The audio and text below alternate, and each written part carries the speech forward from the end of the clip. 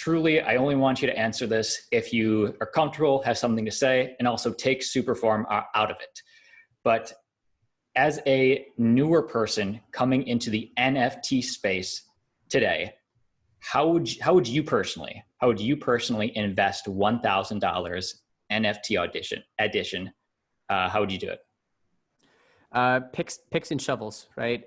There is a very, very significant chance that any single collectible series or single collectible product will lose value, especially given how excited the NFT market is. There is a much higher chance that NFT ecosystems with through lines and utility will be able to capture and grow value.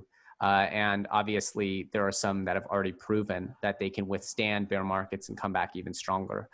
So, those are interesting places to look. As well, it's a wonderful time of experimentation in the NFT industry. So I think there's going to be a lot of big winners. And I think what you're about to see is going to truly shock a lot of people as to how mainstream this is going to be. People are really underestimating what's coming. So how did you spend that $1,000? I wanted some names of coins. Okay.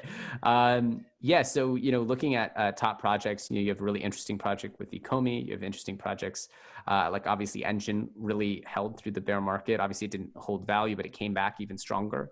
Obviously, there's really interesting experiments with how NFTs are being treated as assets a little further down the market caps.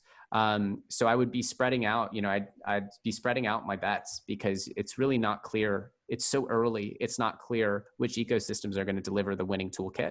So it's important that you just kind of diversify because one of these is going to be the Amazon, the Google, the Netflix, for lack of a better way to explain it. But there are going to be some absolute monsters in the NFT space, and they're going to be bigger, in my opinion, than anybody really wants to admit at this point because they see NFTs as kind of playthings. But these NFT ecosystems that grow will be as big, if not bigger, than a lot of the protocols that you think are dominant in crypto. And so diversify across the interesting and leading ones. I think there's a really interesting one called Zora that has a very interesting concept. It's a little different than others. But for the most part, what I'll say is that, you'd be best to heavily diversify because the space is growing really fast and we don't know which one is going. Unlike other ecosystems, we don't have like an Ethereum or a Bitcoin of this ecosystem.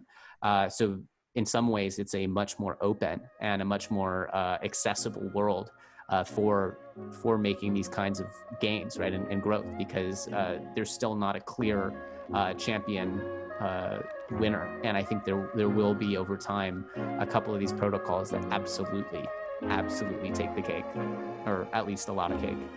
Yes, great perspective. To watch the full conversation, there's a link down below in the video description.